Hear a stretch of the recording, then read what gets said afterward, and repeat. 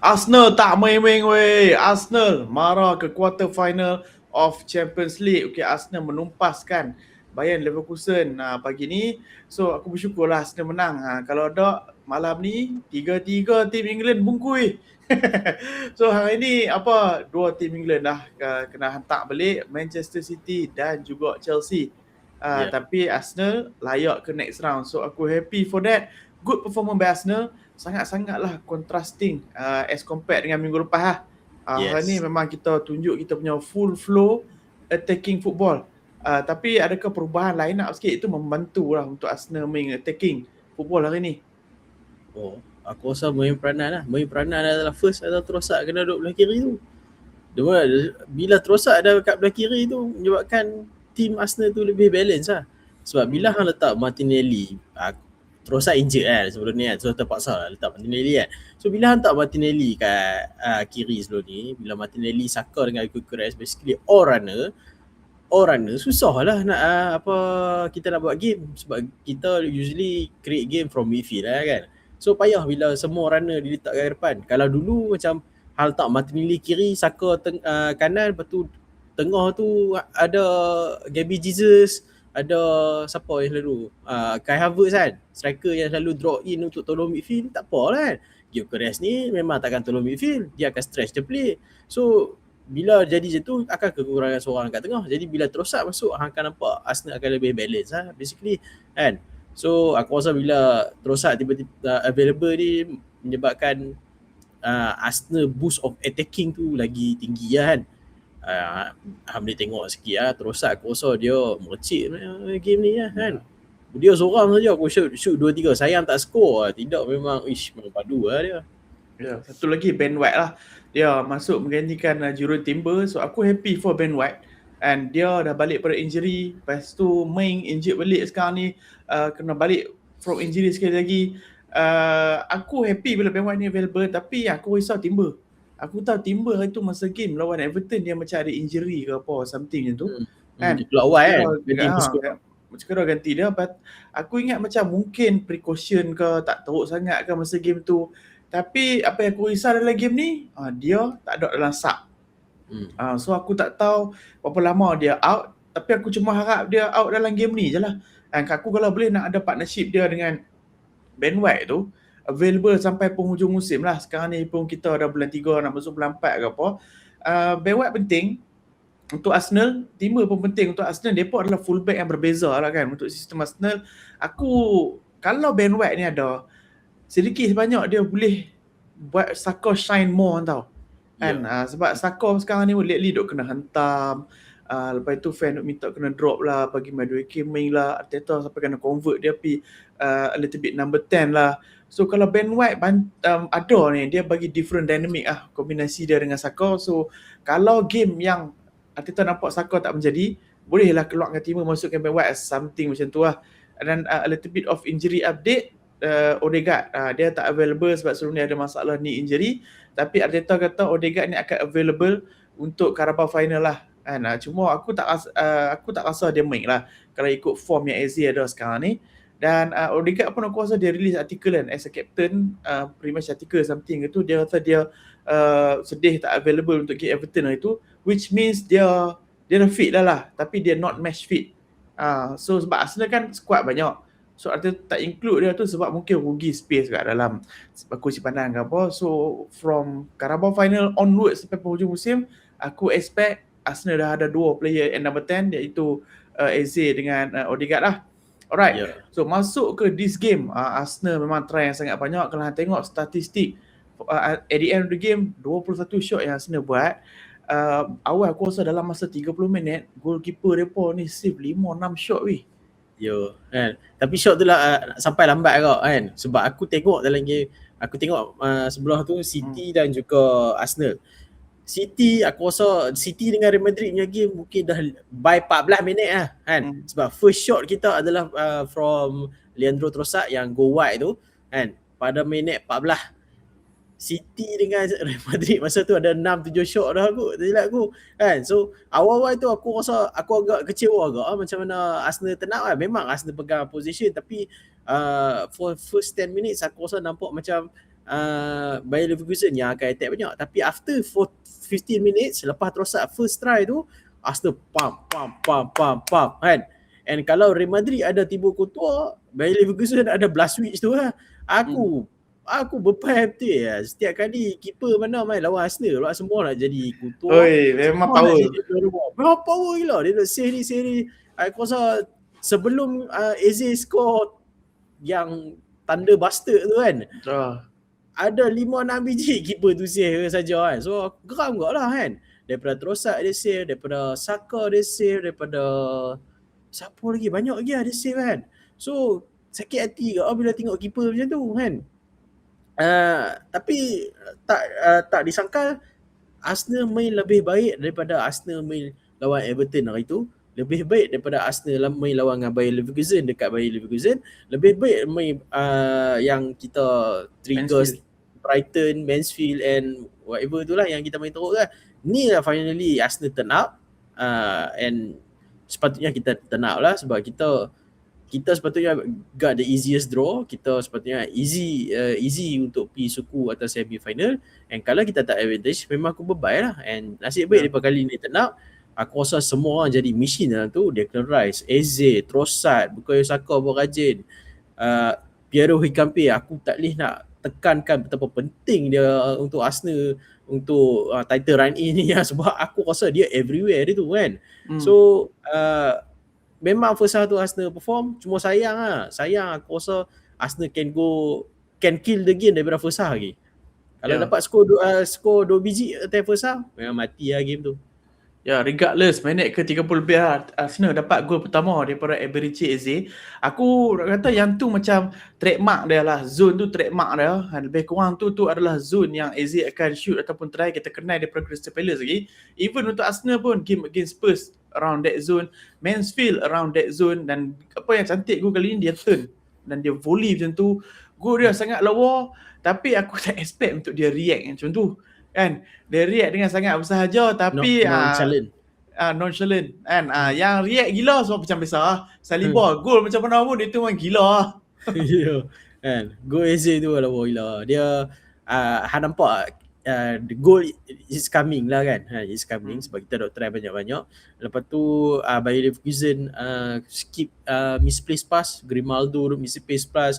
Apa dia Liverpool tu Kwanzaa kan. Kwanzaa tak silap aku. Lepas tu yang gol Eze tu adalah depa pun silap passing, bola tu lanjut, Declan Rice balah bola, Hikampe balah bola, Declan Rice passing dekat Eze, betul tak? Declan Rice passing dekat Eze. Lepas tu cara dia turn tu kita tahu Eze nak tibai kan. Eze adalah buat masa sekarang aku rasa kalau volley makanan dia bro. Sebab setiap kali aku nak nampak 2-3 game ni, dia hayun kaki mesti kena bola tu yang aku suka. Aku suka buat shooting dia tu. Sebab shooting dia memang aku minat gila sebab tak banyak player Arsenal boleh buat macam tu kan. Kalau nak kata Eze dengan Odegaard is two different player lah kan. Sekiranya kita tahu Odegaard ni macam mana. Odegaard ni dia akan connect defend dengan attack. Eze is not that type of Eze is not that type of midfield. Eze dia stand dekat ni, and aku rasa Arteta nak implement dia adalah dia tak dia akan bagi space kat Eze banyak dekat tengah tu, and more freedom. Dia boleh ke kiri dan ke kanan, and dia hayun je lah kaki dia. Aku rasa Arteta memang kat training macam cakap Eze ada peluang shoot. Sebab kalau tengok Everton tu, hari tu pun dia banyak try kan.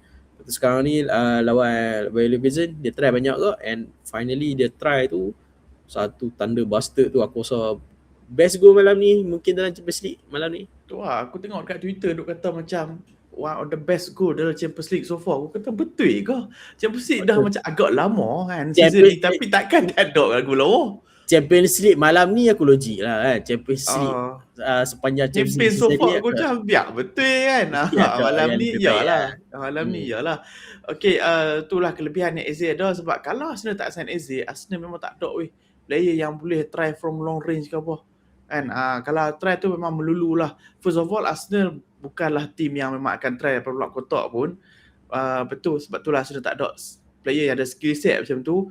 So hang boleh kata macam Trossard, Eze je yang macam player akan ada keberanian untuk try di luar kotak ni. So aku happy Arsenal leading game 1-0 masuk ke half time, dan masuk ke second half aku nampak Arsenal step up the intensity lah. Barulah aku kata Arsenal tak ada player yang shoot daripada luar kotak. Gyökeres, dia try daripada luar kotak. Imagine kalau gol tu masuk, weh, gila. Ya, tu lah Gyökeres. Dia nampak banyak instant tu dia bila dia seorang, dia receive bola kat depan, betul dia seorang-seorang, dia tak mau patah balik. Nampak Gyökeres tu dia jenis tak patah balik kan. Dia either dia akan, kalau dia facing towards goal kita, dia akan flick banyak kali yang tengok kan.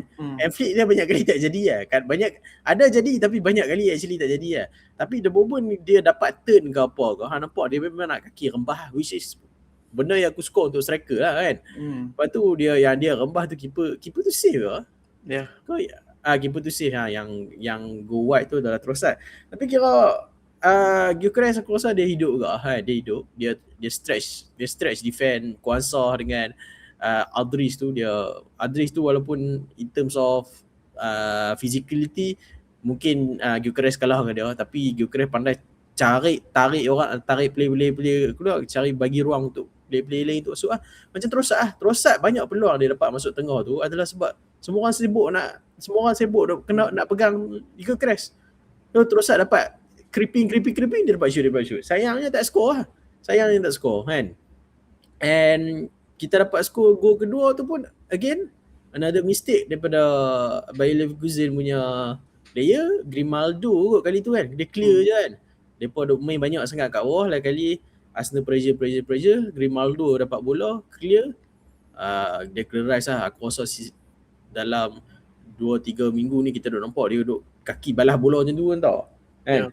Dia potong midfield tu, dia balas bola, and kali ni banyak space yang dia dapat, dia try shoot bola tu cantik ke masuk, placing betul, angle, keeper mana tak lesen aku barang. So dia tambah catalog goal dia lah. Aku tak pernah tengok lagi Declan Rice score that kind of goal untuk Arsenal. Ni antara macam type of goal baru yang dia score untuk Arsenal lah. So aku happy untuk Declan Rice, sebab aku rasa kalau this season lah, siapa dia yang most consistent performer untuk Arsenal, best player aku rasa Declan Rice.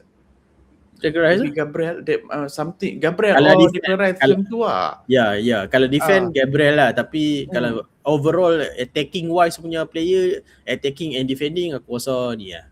Ya, sebab aku bukanlah aku nak hype Declan Rice ke apa, tapi now kita dah approaching business end of the season. Journalist dah start kata lah, oh this guy Declan Rice deserve to be PFA dalam Ballon d'Or. Bukanlah menang Ballon d'Or. So maksudnya dalam top 3 ke, top 5, top 10 ke apa something macam tu. Ballon d'Or sebenarnya list dia panjang betul, tapi kita yang doesn't care about list panjang tu, kita selalu tengok top 3 je. Sebab top 3 yang dapat award. Generally dia start kata dah Declan Rice kalau Arsenal dapat any silverware, nama dia should lead masuk dalam top 3 ke apa something macam tu.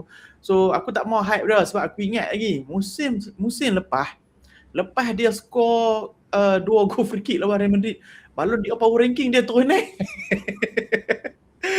Itu tak ada apa lah kan. Obviously itu tak ada apa, sebab competition dia tough lah. Orang yang score gol Rafinha, Lamine Yamal, Musa Dembele, macam mana lah dia nak creep in masuk kan. Tapi apa yang dia kena boleh challenge lah untuk Ballon d'Or spot ke apa, adalah consistent performance dia throughout the season lah. Tu apa yang dia bring untuk Arsenal, Mr. Consistent untuk Arsenal. So tadi hang cakap pasal Gyökeres, aku nak tambah sikit. Aku suka apa yang dia buat dalam minit 60 apa ke something. Dia play the back behind goal, receive the ball as target man kan. Lepas tu bola dapat kat dia pass balik. Lepas tu ada player Arsenal main balik, dia run pi wing, dia overlap kat wing. Lepas tu dia pun through ball kat dia cross. Aku tahu apa lawa gila, jarang berlaku. Dah aku ingat dia nak ombas tau. Aku serius nak ombas sebab kita pernah tengok dia rembas angle zero angle kan. Tapi dia cross kuasa clear, tak silap aku kan. Tapi kalau kuasa tak clear tu memang ikan pia tempek aku tu kan. So Arsenal memang rapid first half dengan second half pun, walaupun second half tu nampak depa slow down, tapi itu by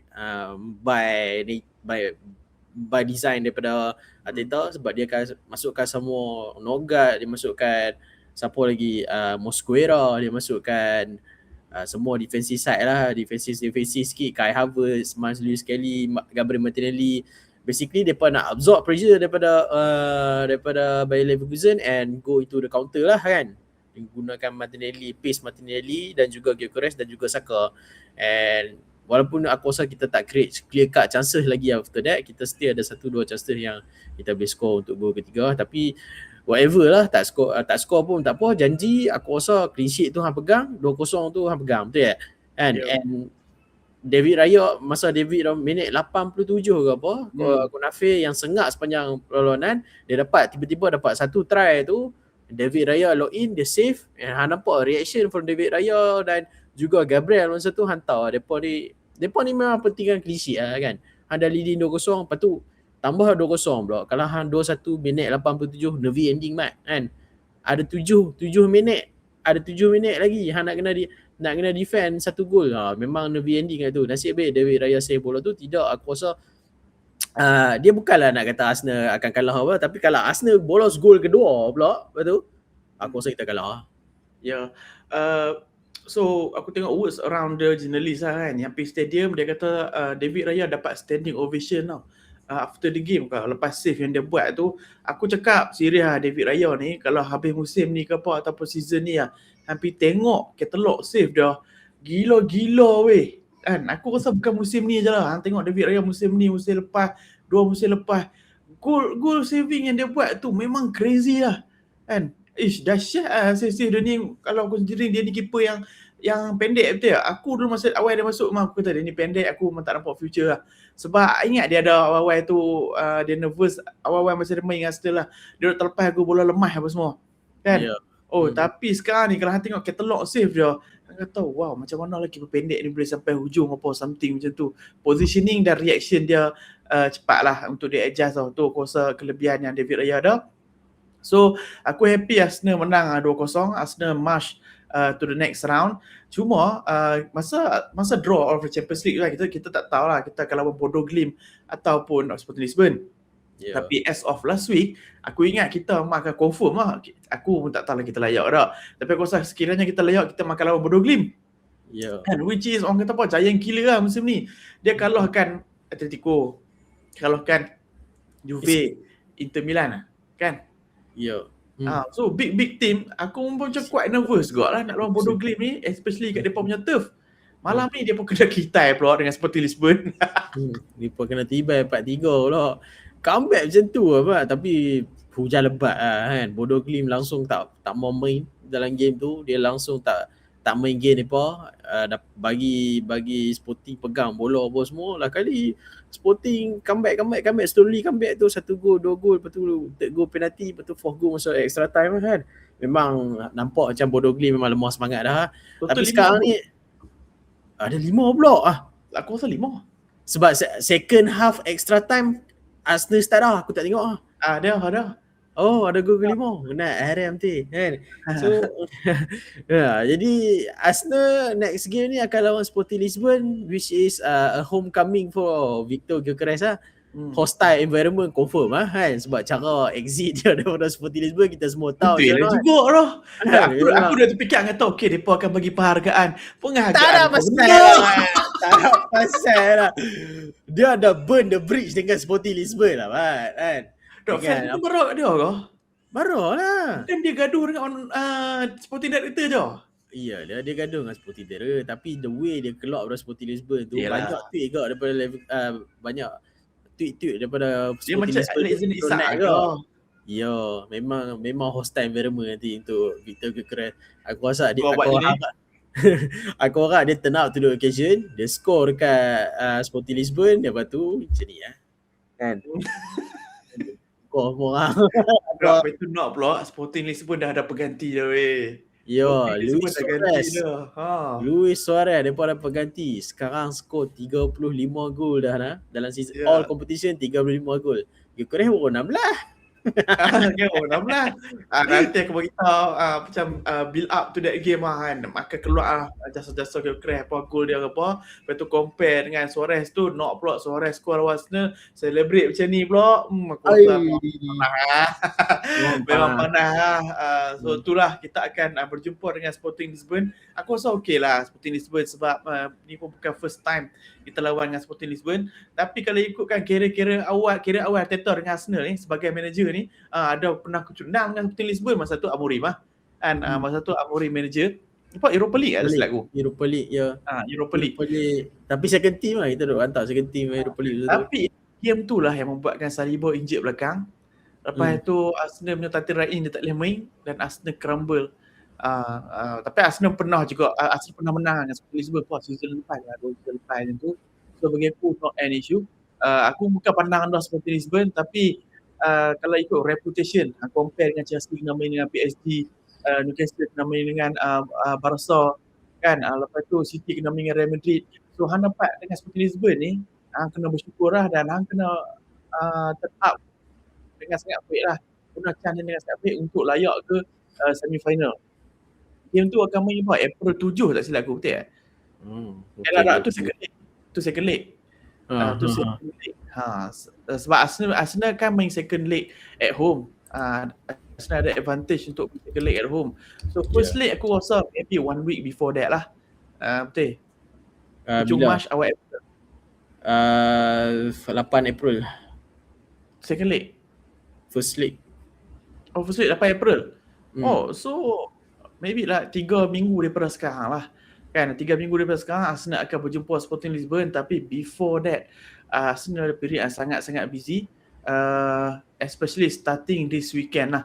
Game yang akan memberi impact kepada season kita iaitu Carabao Final. Bagi preview sikit, considering City dah drop point Premier League minggu lepas against West Ham, gagal untuk layak malam ni. So mereka mesti nak salvage Carabao Final untuk bagi boost pada penghujung musim ni. Yup, mereka memang aku rasa mereka akan go at least all in lah untuk ni, sebab last season mereka tak menang piala langsung, betul tak? Kan? So di season takkan mereka nak barrel lagi kan. Premier League mereka sekarang tengah trailing sebelah mata dengan satu extra game in hand. Mereka boleh je menang agak Premier League ni, tapi sekarang buat masa sekarang favourite adalah Arsenal lah kan. Champions League daripada out, mereka still ada FA Cup untuk salvage, tapi masih quarter final, masih jauh lagi sebab mereka kena lawan Liverpool. So problem juga untuk mereka kan. Jadi Carabao Cup ni adalah buat masa sekarang nampak macam satu-satunya piala yang mereka boleh menang lah kan. Boleh menang. Jadi mereka akan go all out lah untuk piala ni.